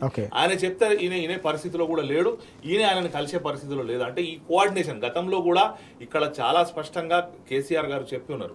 మీకు ఢిల్లీ గులాములు కావాలన్నా లేదా తెలంగాణ ప్రజలను తమ బాసులుగా భావించి తెలంగాణను అభివృద్ధి చేసే నాయకులు కావాలని చెప్పి ఎన్నికల ప్రచార సందర్భంలో చెప్పిండు. నేను ఢిల్లీ గులామును అని చెప్పి స్పష్టంగా రేవంత్ రెడ్డి చెప్పుకున్నాడు మొన్న. అంటే నేను జీతం చేస్తున్నానంటే జీతగాడు అన్నట్టే కదా. ఢిల్లీకి జీతగానిగా మారినటువంటి రేవంత్ రెడ్డి ఇక్కడ ఉన్నప్పుడు ఆయనకు తెలంగాణ మీద ఆయనకు ఎందుకు పట్టింపు ఉంటుంది, రాహుల్ గాంధీకి ఎందుకు పట్టింపు ఉంటుంది? ఎంత వస్తుంది, ఎంత పంచుకుంటున్నాం అన్నది మాత్రమే ఉన్నది. ఈ తెలంగాణ ప్రజలు గమనించారు, వాళ్ళకు అవగతమైంది. కేసీఆర్ గారు ఒకవైపు చెప్పారు మాకు బాసులు ఎవరు లేరు, ఈ తెలంగాణ ప్రజలే మాకు బాసులు అని చెప్పి. కానీ రేవంత్ రెడ్డి మాత్రం నేను ఢిల్లీకి గులామును, నాకు ఏమున్నా మంత్రులకు శాఖలు కేటాయించే స్వేచ్ఛ కూడా లేకుండా ఈయన ఢిల్లీకి పోయి అక్కడ డిసైడ్ చేసుకొని వచ్చే దుస్థితిలో ఈయన ఉన్నాడంటే మరి ఢిల్లీలో అది కాంగ్రెస్ పార్టీ డిసైడ్ చేస్తుందా లేకపోతే మోడీ గారు డిసైడ్ చేస్తారా తెలియదు. కానీ మొత్తానికి ఢిల్లీ నుంచి వెళ్ళి రిమోట్ పరిపాలన నడుస్తూ ఉన్నది. ఇది కాంగ్రెస్ పార్టీ యొక్క దివాలాకోర రాజకీయానికి నిదర్శనం. ఈ అధికారంలో ఉన్నటువంటి రాష్ట్రాలను పట్టించుకోకుండా ఎక్కడైతే ఎన్నికలు ఉన్న రాష్ట్రాలు ఉన్నాయో వాటి సమస్యల మీద మాట్లాడడం అనేది ఈ రాహుల్ గాంధీ కాంగ్రెస్ పార్టీ యొక్క దివాలాకోర రాజకీయానికి నిదర్శనం అని చెప్పి నేను అనుకుంటాను. ఎస్ శ్రీనివాస్ గారు, ఇక్కడ మనం చూస్తే ఎన్నికల ప్రచారంలో తెలంగాణ వ్యాప్తంగా కూడా రాహుల్ గాంధీ ప్రచారం నిర్వహించారు. అనేక రకాల హామీలు ఇచ్చారు. ఏడాదిన్నర తర్వాత ఆ హామీల అమలుకు సంబంధించిన దానిపై ఒక్కసారి కూడా దృష్టి సారించిన సందర్భం లేదు. కానీ అధికారంలో ఉన్న రాష్ట్రంలో ఒకలాగా, ప్రతిపక్షంలో ఉన్న రాష్ట్రంలో మరోలాగా వ్యవహరిస్తున్న కాంగ్రెస్ పార్టీ వైఖరిని మనం ఎట్లా చూడాల్సిన అవసరం ఉంది? రాహుల్ గాంధీకి మొదలు ప్రజలపైన కన్సర్న్ లేదు. దేని మీద మరి కన్సర్న్ ఉందంటే ఓట్ల మీద కన్సర్న్ ఉంది. ఎందుకంటే మరి చూడండి, సేవ్ డెమోక్రసీ అని రాజ్యాంగం పట్టుకొని దేశమంతా తిరుగుతాడు. కానీ ఇక్కడ డెమోక్రసీ ధ్వంసం అవుతుంటే, ఇక్కడ పత్రిక విలేకరుల మీద, ఇక్కడ సోషల్ మీడియాలో మాట్లాడుతున్న వ్యక్తుల మీద, లేదా ప్రతిపక్ష పార్టీల కేసులు పెట్టి జైళ్ళల్లో పంపిస్తాం అని ఇష్టం ఉన్నట్టు ఒక ముఖ్యమంత్రి స్థానాన్ని మాట్లాడుతుంటే రాహుల్ గాంధీ సపోర్ట్ చేయడు. అదేవిధంగా వేముల ఒక విద్యార్థి చనిపోయినప్పుడు, ప్రశాంత్ చనిపోయినప్పుడు, రోహిత్ వేముల చనిపోయినప్పుడు వచ్చి నేను నిలబడతా అని మాట్లాడిన వ్యక్తి అక్కడే ఆ సంబంధించిన పిల్లల భూములు గుంజుకుంటుంటే, చదువుకోవాల్సిన భూములు వాళ్ళకి పట్టా భూములు కాదు, ఆ విద్యార్థులు ఆడ ఉండరు. 2-3 ఏళ్ళ తర్వాత 5 ఏళ్ళ తర్వాత అక్కడ నుంచి వాళ్ళు ఆ సర్టిఫికెట్లు పట్టుకొని వాళ్ళు బతుకుదెరువు కోసం ఎక్కడికో పోతారు. వాళ్ళు నిలబడి కొట్లాడి లాఠీ దెబ్బలు తింటే కూడా రాహుల్ గాంధీకి నోరు మెదపదు. అంటే రాహుల్ గాంధీకి రాజకీయాలు కన్సర్న్ తప్ప ప్రజలు కన్సర్న్ కాదు. ఎందుకంటే ఎప్పుడు కూడా, ఇప్పుడు ఈరోజు వచ్చి ఛాయ్ తాగిండు. ఎక్కడ ఛాయ్ తాగిండు? అశోక్ నగర్లో ఛాయ్ తాగిండు. అశోక్ నగర్ విద్యార్థులతో ఛాయ్ తాగి ఉద్యోగాలు ఇస్తాం మేమని డిక్లరేషన్లు చేసిపోయిండు. మరి అదే అశోక్ నగర్ నా తమ్ముళ్ళ పైన, నా అన్నల పైన లాఠీలు తీసుకొని నీ రేవంత్ రెడ్డి ప్రభుత్వం, నీ కాంగ్రెస్ ప్రభుత్వం లాఠీచార్జ్ చేస్తుంటే ఏడవైనవు? నీ ఇంటెలిజెన్స్ వ్యవస్థ పనిచేస్తలేదా? నీ నటరాజన్ పనిచేస్తలేదా? నీకు రిపోర్ట్ వస్తలేదా? సో అంటే నీకేమో అర్థమైంది, ఓట్ల కోసమే వస్తా తెలంగాణకు, ఓట్ల తర్వాత నేను రానంటే రాహుల్ గాంధీ స్పష్టంగా చెప్తే తెలంగాణ సమాజం కూడా చూస్తుంది. నువ్వు రా బిడ్డ, రేపు గ్రామ పంచాయతీలో ఎలక్షన్లకు వస్తావు కదా, నీకు కర్రు కాల్చి వాత పెడతామని వాళ్ళు కూడా సిద్ధంగా ఉన్నారు. కాబట్టి ఆయనకు సంచులు వస్తే సరిపోతుంది. ఇంకా ఇక్కడ తెలంగాణ ప్రజలతో కానీ, తెలంగాణ విద్యార్థులతో కానీ, తెలంగాణ మహిళలతో కానీ, తెలంగాణ ఆత్మగౌరవ హక్కులతో ఏం సంబంధం లేదు. అందుగురించే కదా ప్రాంతీయ పార్టీని ఎన్నుకోవాలి కేసీఆర్ గారు చెప్పినట్టు.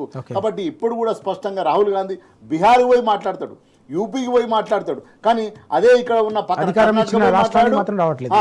కర్ణాటక మాట్లాడు, తెలంగాణకు వచ్చి మాట్లాడు. ఎందుకంటే ఏం ముఖం పెట్టుకొని మాట్లాడతాడు? ఈ ముఖ్యమంత్రికి ఏం తెలియదు కదా. ఈ ముఖ్యమంత్రి ఏం మాట్లాడతాడు? పేగులు బీసేస్తా, తొక్కుతా, పండబెడతా, ఈ మాటలు కదా. సో కాబట్టి ఈ ముఖ్యమంత్రి క్లారిటీ లేదు, అక్కడ ఉన్న అధినాయకుడు కూడా క్లారిటీ లేదు. కాబట్టి ఇది ఏంటంటే రాజకీయాలు రాహుల్ గాంధీ ఓట్ల కోసమే చేస్తాడు, ప్రజల కోసం చేయడం అనేది తేలిపోయింది, స్పష్టంగా అర్థమైంది. కాబట్టి ఇప్పటికైనా కూడా ఈ కాంగ్రెస్లో ఉన్న మేధావులు ఉన్నారు, ఇంటెలెక్చువల్ ఉన్న వాళ్ళందరూ స్పందించాలి. ఈరోజు మేధావులు బాగా మాట్లాడారు. మరి మాట్లాడిన మేధావులకు పదవులు రాగానే మనిషికో పదవి వచ్చింది, పదవులు రాగానే పదవులు మూసిరుగా, పదవులు మూసి మొత్తం బంద్ చేసుకొని కూర్చున్నారు. జర్నలిస్టులు అంతే, మిగతా మేధావులు అంతే, ప్రొఫెసర్లు అంతే, అందరూ అంతే. సో ఈరోజు ప్రజలు చనిపోతుంటే, విద్యార్థులు ఆగమవుతుంటే, పుస్తకాలు లేకుంటూ ఉంటే, కరెంటు రాకుండా ఉంటే, రైతులు ఎంఆర్ఓ ఆఫీసులు వచ్చి సూసైడ్ చేసుకుంటుంటే, రియల్ ఎస్టేటర్లు సూసైడ్ చేసుకుంటే, ఇంత జరుగుతుంటే కూడా మేధావులు మాట్లాడరు. అధినాయకుడు ఉన్న రాహుల్ గాంధీ కూడా మాట్లాడరు. ఎందుకు మాట్లాడంటే వాళ్ళకి ప్రజలతో సంబంధం లేదు, రాజకీయాలు ఓట్లే కావాలి, వాళ్ళకి సీట్లే కావాలి. ఆ సీట్లు తెచ్చిర్రు, సీట్లు ఓట్లు వచ్చినాయి. కాబట్టి ఇప్పటికైనా మనం అంటే ఇప్పటికైనా తెలంగాణ సమాజం ఏం చేస్తుందని, కాంగ్రెస్ ఏం చేస్తుందని గమనిస్తున్నారు. రైతు బంధు రాకపోయి, రైతు బీమా రాకపోయి, 4,000 పింఛన్లను మా ముసలి వాళ్ళకి చెప్పిన పింఛన్లు రాకపోయి, ఏమవుతున్నాయంటే 4 సంచులు మాత్రం ఢిల్లీకి పంపుతున్నాడు. కాబట్టి నువ్వు సేఫ్గా ఉంటూ నేను సేఫ్గా ఉంటా. సో కాబట్టి ఈ విధంగా పరిపాలన జరుగుతుంది తప్ప ఇక్కడ ఏం లేదు. రాహుల్ గాంధీకి ఏ మాత్రం కన్సర్న్ లేదు. అందు గురించి స్పష్టంగా రాజ్యాంగం రాసిన అంబేద్కర్కు దండేయడానికి కూడా నీకు చేత కాకపోయా. ఓకే, నీకు ఎందుకు ఏమైతుంది అంటే నీ ఇన్సైడ్ ఏదో ఉంది, ఎక్కడో ఒక ఇన్సైడ్ నీకు చెప్తుంది. ఈ రోజు భారతదేశానికి ఒక మంచి కాన్స్టిట్యూషన్ ఇచ్చిన అంబేద్కర్ పేరు చెప్పి కాంగ్రెస్ ఓట్లు 60-70 సంవత్సరాలు దండుకొని ఈ రోజు మేము అంబేద్కర్ కన్సర్న్ మా అధినాయకుడు కేసీఆర్ గారు ఆర్టికల్ 3 ద్వారా తెలంగాణ వచ్చిందని 120 అడుగుల విగ్రహం ప్రపంచంలో ఎక్కడ లేని విగ్రహం పెడితే కనీసం నువ్వు గేట్లు తీసి ఒక ముఖ్యమంత్రి స్థానంగా పోయి ఒక 4 పువ్వులు వేయకపోయా. నీలో లోపల ఏ ఆలోచన ఉన్నదో తెలంగాణ సమాజం గుర్తిస్తుంది. నీ మనసులో నీ కడుపులో ఏముందో తెలంగాణ సమాజం పసిగట్టి తగిన సమయంలో అందు గురించి ఇప్పుడు ఇంతకుముందు ఇప్పుడు విద్యాశాఖ కూడా మంత్రి ఎందుకు వేయలేదంటే గందుకు వేయలేదు అనిపిస్తుంది. కాబట్టి ఇదంతా స్పష్టంగా తెలంగాణ సమాజం చూస్తుంది. సమయం వచ్చినప్పుడు కాంగ్రెస్కు రేవంత్ రెడ్డికి కర్రు కలిసి వాత పెడితే తెలంగాణ సమాజం. చాలా కీలకమైన అంశం ఇది. బీహార్లో ఎన్నికలు ఉన్నాయి కాబట్టి అక్కడ రాహుల్ గాంధీ అక్కడ ప్రచారం నిర్వహిస్తున్న పరిస్థితి, అక్కడ అంశాలపై స్పందిస్తూ ఉన్నారు. కానీ అధికారంలో ఉన్న రాష్ట్రంపై కనీసం కన్నెత్తి కూడా చూడకపోవడాన్ని తెలంగాణ సమాజం కూడా గమనిస్తూ ఉంది. అనేక కీలకమైన సమస్యలు, ఎన్నికల్లో ఇచ్చిన హామీలు అమలుకు నోచుకోకపోయినా ఏనాడు స్పందించని రాహుల్ గాంధీ బీహార్లో గురుకులాలకు సంబంధించిన వ్యవస్థపై మాట్లాడడం, తెలంగాణ గురుకులాలు నిర్వీర్యమవుతున్నా కనీసం స్పందించకపోవడాన్ని తెలంగాణ విద్యార్థి లోకం గమనిస్తోంది. తెలంగాణలోని తల్లిదండ్రులు కూడా నిశ్చితంగా గమనిస్తున్నారు. తప్పకుండా సరైన సమయంలో దీనికి సమాధానం చెప్పేందుకు కూడా తెలంగాణ సమాజం సిద్ధమవుతున్న పరిస్థితి. జమీలుద్దీన్ గారు, మరో కీలకమైన అంశం రైతాంగానికి సంబంధించి. రైతులు ఇప్పటికే మనం చూస్తున్నాం పెట్టుబడి సాయం అందక తీవ్రంగా ఇబ్బందులు పడుతున్న పరిస్థితి, ఆర్థికంగా చితికిపోతున్నారు. 500కు పైగా రైతులు ఇప్పటికే ఆత్మహత్య చేసుకుంటున్న దయనీయమైన పరిస్థితులు తెలంగాణ వ్యాప్తంగా నెలకొన్నాయి.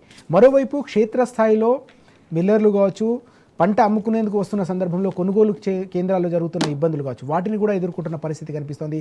మరో సీజన్ ప్రారంభమవుతున్న పెట్టుబడి సాయానికి సంబంధించి కనీసం ఒక ప్రకటన ప్రభుత్వం వైపు నుంచి లేని పరిస్థితి. నిన్న నాగర్ కర్నూలులో ఏకంగా రైతులు రోడ్డెక్కి తీవ్రమైన ఆందోళన, ఆవేదన వ్యక్తం చేసిన సందర్భం కూడా మనం చూసాం. ఎట్లా చూడాలి రైతుల చుట్టూ అల్లుకుంటున్న సంక్షోభాన్ని, పెరిగిపోతున్న ఈ సంక్షోభ పరిస్థితులను?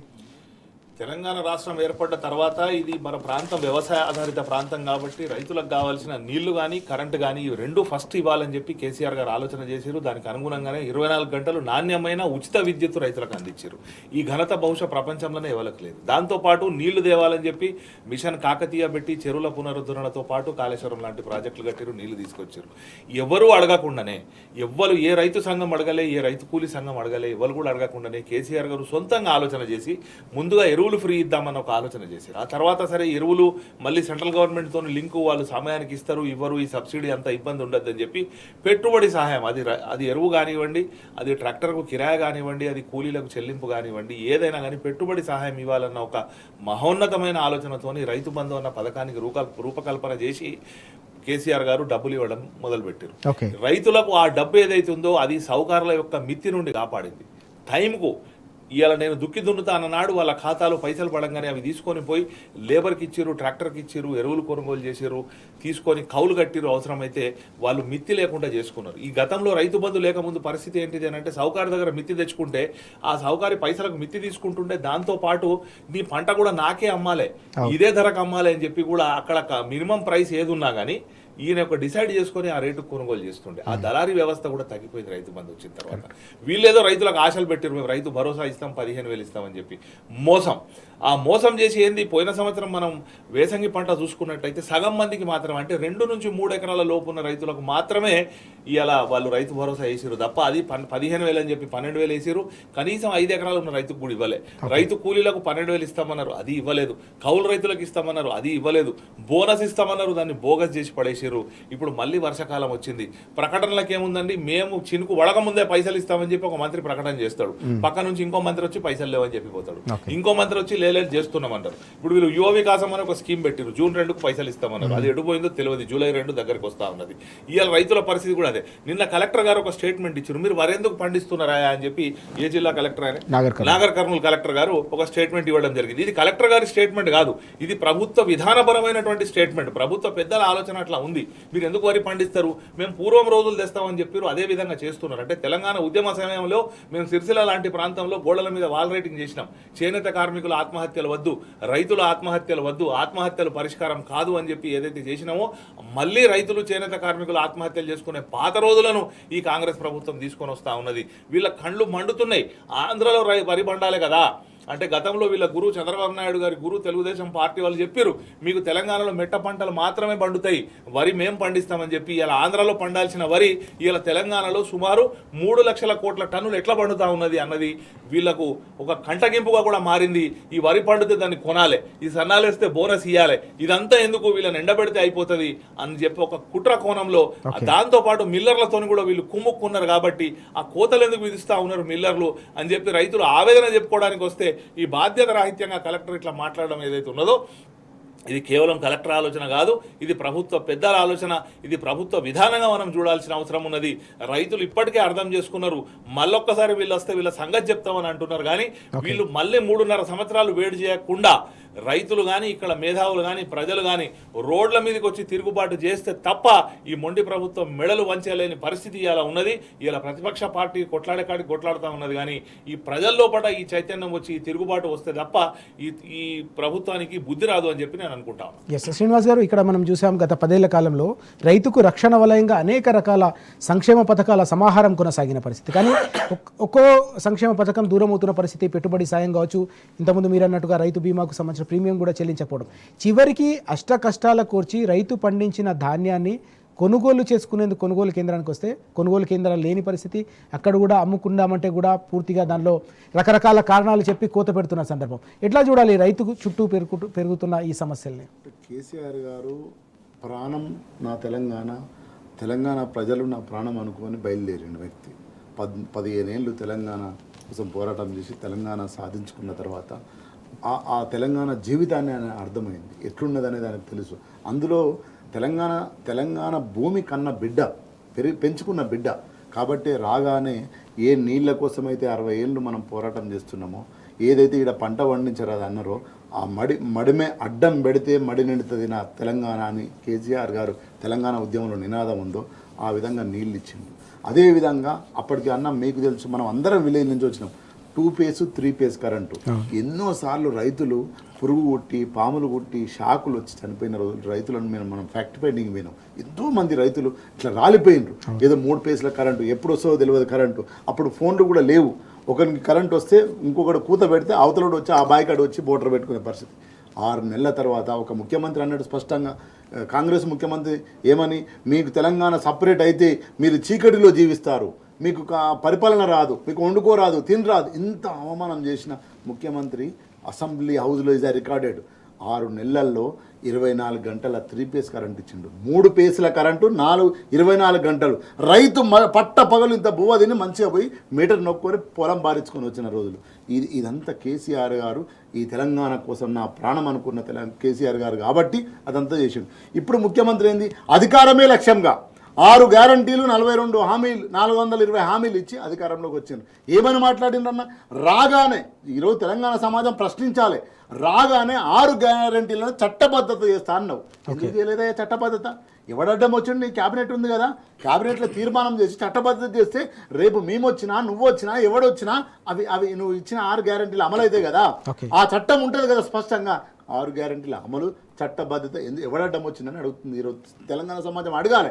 అదేవిధంగా రైతు భరోసా అంటే 4,000 పింఛన్లు అంటే 2 లక్షల రుణమాఫీ అంటే నా చెల్లెళ్లకు 1,16,000 కాదు, నేను తులం బంగారం అంటే ఏ చెల్లెకని ఇచ్చినావా? నా అక్కలకు 2,500 రైతు కూలీలకు నేను ఇస్తా అంటే, రైతు కూలీలకే కాదు రైతు కౌలుదారులకు కూడా ఇస్తా అంటే, ఇప్పటి వరకు విధి విధానాలను పెట్టకపోతే అంటే స్పష్టంగా మోసం చేసి ఈరోజు అధికారానికి వచ్చినాం. ఏది నీ విధి విధానాలు కౌలు రైతుల మీద చెప్పు, ఏది నీ విధి విధానాలు రైతు కూలీల మీద చెప్పు. ఏది నువ్వు 15,000 ఇస్తాను కదా, ఏది 15,000 ఎకరానికి అంటే మొత్తం ఎక్కడ కూడా ఏ వ్యవస్థను కూడా అధ్వానం చేసిండు. ఎందుకు అంటే ఆయన గురువు గారు మంచిగా ఉండాలి కదా, గురువు గారు పరిపాలిస్తున్న చంద్రబాబు నాయుడు ప్రాంతం మంచిగా ఉండాలి కదా. అందుగురించే ఈరోజు ఈ ముఖ్యమంత్రి అంటాడు, కడుపు పట్టుకొని పేగులు మూట కట్టుకొని దుబాయ్ పాలమూరు లేబర్ ఎక్కడ కనిపించినా అదే నాగర్ కర్నూలు జిల్లాలో వరి పండిస్తుందంటే నువ్వు ఆనందపడాలి. ఒకప్పుడు బొగ్గనాల బోడు, ఒకప్పుడు పల్లేరులు మొలిచినాయి, ఇప్పుడు పల్లెనా మంచి పంట పండుతుంది. ఆ పంట పండుతుందని నువ్వు అప్రిషియేట్ చేయకుండా వరి ధాన్యం ఎందుకు ఇస్తున్నావు అని కలెక్టర్ ఎట్లా అడుగుతాడు? కలెక్టర్ ఎవరు చెప్తే అడిగిండు? పాలసీ చేసినవాడు, పరిపాలించినవాడు చెప్తే కలెక్టర్ ఆడ పనిచేస్తున్నాడు. కాబట్టి ఇదంతా కూడా గురువు గారు సుఖంగా ఉండాలి, చంద్రబాబు నాయుడు మంచిగా ఉండాలి, అక్కడ మంచి పరిపాలన జరగాలి, అక్కడ పంట పండించాలి, ఇక్కడ రావాలి, ఇక్కడ ఉండాలి. ఇది లక్ష్యంతోనే ఈరోజు ముఖ్యమంత్రి గారు పరిపాలిస్తున్నారు అనేది మనకు స్పష్టంగా అర్థమవుతుంది. కాళేశ్వరం తీసుకున్న ఎందుకు రెండు పిల్లర్లు పర్రెబాతే 4 సిమెంట్ బత్తాలు 4 ఇసుక బత్తాలు అయితే అయిపోతుంది కదా. ఒక మేడి గడ్డను పట్టుకొని మొత్తం కాళేశ్వరం అంటున్నావు, ఒక కట్టను పట్టుకొని. ఇంకా పైన ఉన్నదంతా 98% కాళేశ్వరం ప్రాజెక్టు ఉంటే నువ్వు ఒక్క పట్టు నిన్న కాకపోయినా గంధమల్ల పోయి నువ్వు ఓపెన్ చేసినావు. నీళ్ళు ఎట్లా వస్తాయి గంధమల్లకు? ఏం చేస్తావు నువ్వు? కాళేశ్వరం నుంచే కదా, ఎల్లంపల్లి నుంచే కదా, మల్లన్న సాగర్ నుంచే కదా, బస్వాపురం నుంచే కదా, రంగనాయక సాగర్ నుంచే రావాలి కదా నీళ్ళు. ఎక్కడి నుంచి వస్తాయి? అంటే ఈరోజు తెలంగాణ సమాజాన్ని మోసం చేసి అధికారంలోకి వచ్చిండ్రు. ప్రజలు స్పష్టంగా గమనిస్తున్నారు. ప్రజలే వాళ్ళకి బుద్ధి చెప్పాల్సిన సమయం ఏర్పడుతుంది. ఎందుకంటే కేసీఆర్ నాయకత్వంలో ఏ మాట అంటే ఆ మాట కట్టుబడ్డాడు. ఇంతకుముందు అన్నగారు చెప్పిండు, అర్జీ పెట్టుకుని లేదు, అప్లికేషన్ పెట్టుకుని లేడు, టింగ నొక్కితే రైతు బంధు పడ్డది. ఎట్లా చనిపోయిన రైతుకు వారం రోజుల దినాల లోపు 5 లక్షల రూపాయలు ఏవో అగ్రికల్చర్ ఆఫీసర్ వచ్చి చెక్ ఇచ్చిండు. ఎంత ధైర్యం ఆ కుటుంబానికి? ప్రపంచంలో ఇంత పరిపాలిస్తున్న ఏ నాయకుడు కూడా రైతు కోసం అన్నం పెట్టి రైతు కోసం ఆలోచించాలి. కేసీఆర్ గారు ఎందుకంటే ఆయన రైతు బిడ్డ, ఆయన రైతు కాబట్టి ఆ రైతు కోసమే ఆయన ప్రధాన ఎజెండా తీసుకొని ముందుకు పోయిండు.